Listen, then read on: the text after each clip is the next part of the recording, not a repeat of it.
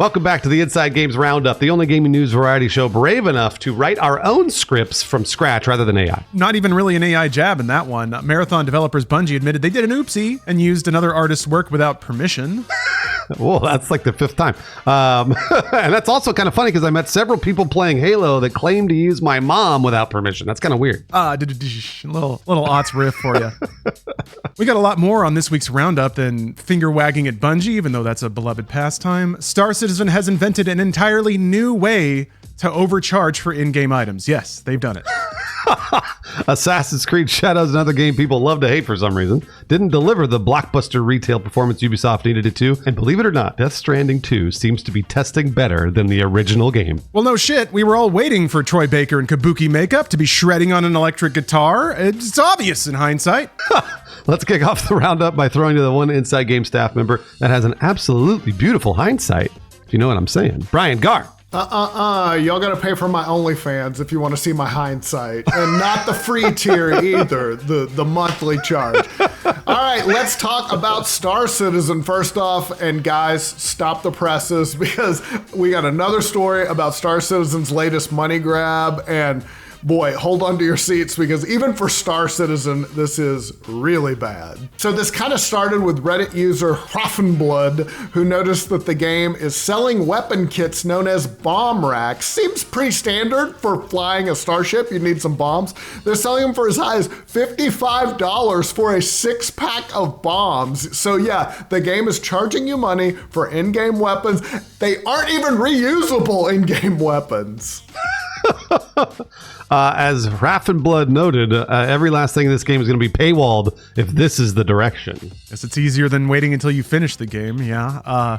Fans were outraged at this pretty clear pay-to-win monetization. What's worse is this comes right on the heels of the latest update, which adds another new paid item called Flight Blades, which let players tweak their ship's performance. Yeah, and right now, guess what? Flight Blades cost you real money, up to $42, though the devs magnanimously say they'll eventually be earnable in-game. But there has to be a game first. And also, eventually is doing a lot of heavy lifting here because that's a pay-to-win mechanic until they release it so you can actually earn it in the game. All right, this has not stopped the backlash.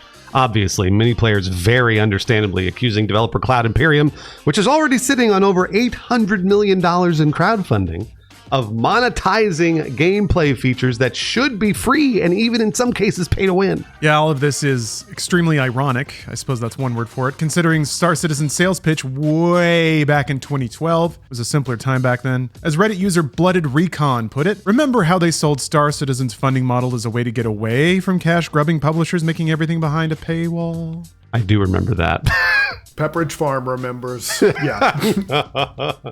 Boy, there's not much to say about this one other than, are they going to get away with this too? Because they seem to get away with it every single time.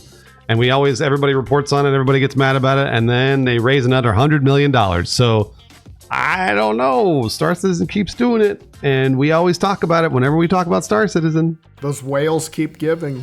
Yeah, exactly. Until those whales stop, I mean, the music's going to keep playing, I guess. Their player base seems to support it. Moving on, it kind of looks like Bungie's new game Marathon stole art. And I say that because Bungie has confirmed that Marathon included in-game assets using an artist's work without permission. This follows accusations from designer Anti-Real on social media. The artist flagged decals and designs in the game that closely resembled posters she created back in 2017. And, obviously it's pretty crappy for a company behind a massive franchise like Destiny to use stolen work. As Anti-Real put it in a Blue Sky post, clearly my work was good enough to pillage for ideas and plaster all over their game without any pay or attribution. Bungie responded on its Marathon dev team account, admitting a former employee had added the unauthorized artwork to a texture sheet that made it into the game. The current art team, Bungie says, was unaware of the issue, but the studio has now reached out to Anti-Real and pledged to do right by her. So hopefully they will do right. I always love that former employee. Pay her. Give her credit in the game. Help her. It's always somebody that left. I think X said the same thing about Grok talking about white genocide. Oh, that was someone else. Don't worry about that. They're gone now. It's easy to blame it on a ghost, isn't it? Or a subcontractor. Anything but the actual company. Yeah. Bungie also announced a full review of in-game assets created by the former employee and promised stricter checks going forward to ensure all artist contributions are properly documented. I feel like you should have been doing this all the time already, but hey, good. This isn't the first time that Bungie has faced criticism over their art usage. Similar incidents, like we alluded to, involving Destiny 2 in recent years were resolved with credit and compensation, which is great. It'd be nice if it didn't happen after the fact, but there's a very troubling pattern here.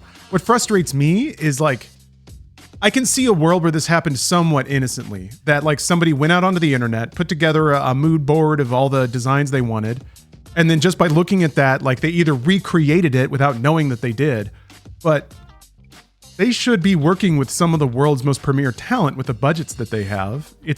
That should not be something that happens in any actual artist's creative like flow. There should be built-in checks, and yeah, professionals should not just be flipping references they see on the internet. Yeah, the interesting thing you mentioned, Lawrence, is budgets. I bet if you went into the Marathon budget and asked the artists, they gave you, $100 million, right, to do that, they'd be like, no, absolutely not. They give us, $50,000, and they said to make sure to trim the budget at any possible turn that we possibly can, because those executives at Sony need extra money. And that's the kind of stuff that, we blame executives a lot here, but really, truly, that's kind of what it boils down to, especially since they were bought by Sony. So it always goes back to that C-suite, and it always goes back to those bonuses where like someone has to make that line go up. And then this is not an excuse for Bungie at all, because they keep fucking it up. But I could tell you why it's happening. Yeah, nobody doing the actual work ever gets paid. Yeah. All right, moving on. Ubisoft really needed Assassin's Creed Shadows to be a blockbuster. Instead, it was a decent hit, but wrapped in a larger financial thud. That's a really good way to describe that. You should do these investor presentations. I feel like investors would be a little more happy about it. The French video game company behind that stealthy franchise saw its stock plunge 18% on Thursday after investors reacted to a gloomy annual report and an even gloomier outlook. Despite strong initial sales for AC Shadows, which released in March, after 2 delays, Ubisoft reported a 20.5% drop in net bookings, which are essentially digital and physical sales, for the fiscal year ending March 31st, 2025. And this is bad just from a business perspective, because Assassin's Creed Shadows sold pretty well, apparently. Ubisoft has said that only Assassin's Creed Valhalla beat out Shadows when it came to launch day sales. That's good. Shadows also set a day one sales record on PlayStation with more than 160 million hours played. Also very good. Yeah, I think Shadows was even in the top 3 best-selling games of the year so far, which there haven't been a ton of just like runaway successes yet, but still, that's a lot. That probably means that Star Wars Outlaws just did not land at all, which sucks because I actually really like that game. Just had new DLC, by the way. Hondo's back. That's right. Yeah, it's good for Ubisoft that Assassin's Creed seemingly did pretty well, but not good enough. Even one of its top franchises can't sneak Ubisoft out of this mess. Yeah, the company pointed to lower than expected partnerships as a key reason for its financial stumble, posting net bookings of 2.1 billion and an operating loss of 16.8 million, which I guess the operating loss there is not terrible, but there shouldn't be a loss on a game that sells really well. Is that code for like the Star Wars brand cost way too much? Maybe. Partnerships and operating loss, like they just had to drop a fat sack of gold on the table to get Star Wars, and it just did not turn around. Almost like companies have been there before Battlefront 2. As you might imagine, investors not happy with this news. Like we said, Ubisoft shares down more than 18% on the day, but here's something more troubling. Their stock has lost nearly 60% of its value over the past year. That is real bad. Yeah, that's almost as bad as United Healthcare. Ubisoft is betting big on a new strategy, spinning off some of its biggest franchises, Assassin's Creed, Far Cry, Rainbow Six, into a new subsidiary backed by Tencent. The deal announced in March will see Tencent invest about 1.8 billion for a 25% stake. And that's how you avoid a hostile takeover, folks. Yeah. The deal is expected to close by the end of 2025, giving Ubisoft some breathing room, or at least moving all of its precious brands into something that can't just be purchased outright by getting 51% stake in some backroom meetings. But for now, the message from the markets is really clear. One strong title is not enough, especially for these sprawling AAA entities. All right, Hideo Kojima says Death Stranding 2 on the Beach is scoring significantly higher with test audiences than the original Death Stranding, which is awesome. But true to form, the legendary game designer isn't entirely thrilled about it. That's also true to form. In an interview with Edge magazine, Kojima explained that while Sony is happy with the results, he finds the overwhelmingly positive feedback a little unsettling. I like this as an artist. I kind of agree with him here. He said, quote, "I'm not interested in making something that appeals to everyone." Noting that polarizing reactions are often more satisfying creatively. Oh, I love it. Our favorite auteur. It's not art if everyone likes it. yeah, exactly. Seemingly, the sequel leans more into action than the original's meditative delivery gameplay, which could explain the broader appeal. But Kojima made this very clear. While he's open to adjusting things like controls or camera speed based on feedback, the story and the themes will remain unchanged.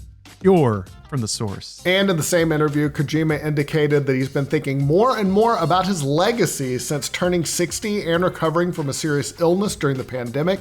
He's even given his assistant a USB stick filled with ideas for future games so that Kojima Productions can keep making games after he's gone. Kind of reminds me of that Prince having like 500 songs in the vault or whatever. That's what this feels like. I got to say this, guys. I'm going to admit this on the show right now. Early on, when I hadn't really played many of Kojima's games, I thought he was just an absolute pompous ass. Didn't know what he was doing. He always talked about how he's an artist or whatever, and everyone's like, oh, you got to see his vision. The more that I've played his games, the more I think he's kind of like the Andy Warhol of video games. I think he's kind of fucking around a little bit. I think occasionally he wants to make something creative. Occasionally he wants to make something action. That said, generally speaking, I love his vision, even though it's ridiculous. And I didn't even like Death Stranding, but I still love Hideo Kojima. And every time I hear him talk, I love him more every day. Yeah, he's the master of the piss take, which is, there's a sweet irony in that. And it's really funny that you mentioned Andy Warhol because, yeah, a game like Metal Gear Solid, if you look at it with a clear lens, is just like a series of absurd piss takes. It's constantly winking at the player. It's got the most derivative plot you could ask for, but it's a lot of fun. And that like awareness and boyishness charm to it is really what makes it sail. I like that, we have kind of all aged alongside his games in a weird way where now we can acknowledge those things in retrospect. And yeah, now he's in full auteur mode where he's got financial independence and creative independence. So hopefully things get even weirder from here. Oh, to get a look at that USB stick. Video games' second most intriguing USB stick. Yeah, he's like a free spirit in an industry that I feel like can be kind of, against that and corporate. And so it's great. It's great to have an auteur like that who can still kind of do whatever he wants. He's like Stanley Kubrick. Kind of. It's like everybody knows he's great. It's accepted that he's great, and he just sort of has this free reign that like nobody has. It's awesome. I love him. I hope he stays around forever. I feel like Sam Lake is the only other one we got who can kind of be wild and creative outside of the market forces of making a big budget game. But Vibrancy is really selling these days. Things like Expedition 33. So I feel like it's not we can't expect the games industry to learn the right lessons from those games, but it's pretty clear now that audiences are reacting to something that really stands out. And part of that is being distinct and unique and having a strong vision and actually saying something. All right, let's do a 5-second review. I played Doom: The Dark Ages and I love it. I don't know why. The game sort of terrifies me in a way. Like I feel so old playing this. Like there's demons and hell, and I feel like my grandparents in 1982. Like this is bad for you. This is satanic. That's how I feel playing, and I love it. I love it so much. All right, let's move on. These 5-second reviews every time is just about how Brian is old. I love them. They're my favorite. I love it, Brian, because we're the same age basically. Stick to the formula, baby. That kept me employed at Rooster Teeth for 6 years. All right, let's move on to the upcoming games for this week.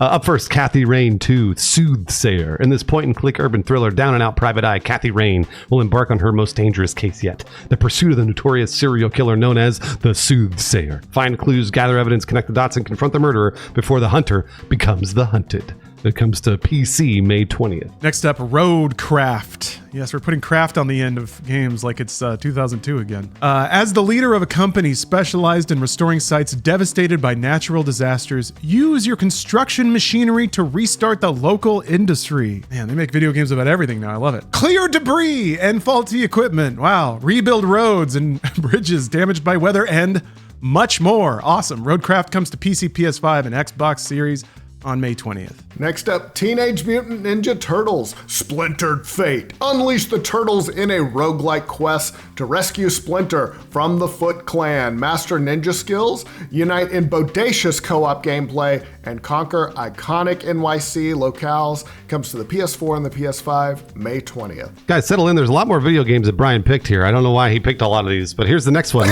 Fantasy Life I, the girl who steals time. I'm not really, Brian, what's going on over there? Step into the slow life RPG where you can freely switch between 14 unique jobs, so-called lives, and enjoy a carefree life in a fantasy world. Fish, cook, shape the island to your liking, or team up with friends to battle monsters across the vast world.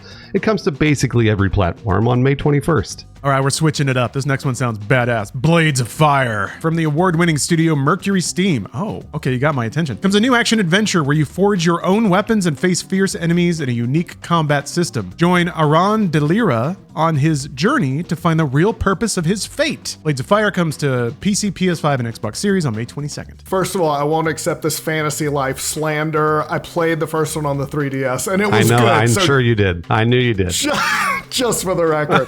Second of all, let's talk about Deliver at All Costs, which I call a thrilling action game where destruction, absurdity, and intrigue collide, guys. Step into the shoes of Winston Green. He's a down-on-his-luck courier with a fiery temper and a mysterious past. And guess what? He delivers highly unconventional cargo, leaving a trail of havoc and chaos behind him. Come on! It comes to PS5, PC, and Xbox Series X, May 22nd. How many down-on-his-luck protagonists can Brian find in mystery video games? And the last one is Onimusha 2, Samurai's Destiny. It returns with HD graphics and improved controls in the original game's intense swordplay and dramatic revenge story. Play as Jubei Yagyu and make your way through feudal Japan with your allies. The game has additional language support adapted from the original script. It comes to PC, PS4, Switch, and Xbox One on May 23rd. Fantastic. What a beautiful crop of games. Yeah, every fantasy represented, including clearing debris off of roads and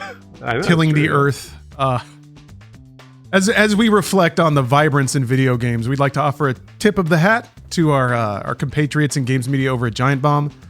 They did the unthinkable and actually bought the brand out from fandom, their owners, so now they get to continue owning it independently. Someone who's done that for a while now, good luck. And while we're on the topic of celebrating gaming vibrance, the exact thing that everyone predicted happened nearly immediately. Fortnite added an AI Vader to their game, and within 90 minutes, streamer Loserfruit got AI Vader to say fucking. So rest in peace, James Earl Jones. Shuklin, please play a clip. Just tell me your fucking favorite food, Darth Vader. Just tell me it. Freaking fucking. What? Such vulgarity does not become you. Not allowed. And then a bit later, apparently somebody got him to say a slur. I think they were trying to get him to talk about cigarettes in England, but it worked. He said it. Course. Yeah. Got it. All right. Understood. Rest in peace, James Earl Jones. We'd like to shout out a few patrons that support this show directly on the Inside Games Patreon, and we are eternally thankful. Jack Willis and Talia Monochrome have never stolen a single thing from social media, and they never will. Very respectful, yes. Take only pictures, leave only footprints, am I right? But that's funny, because the other two patrons we'd like to shout out today, Dylan Hiley and Null Test, have done their jobs and existed perfectly fine up until this point, lifting everything from social media. Every last thing. So, there's a lot of ways to live out there.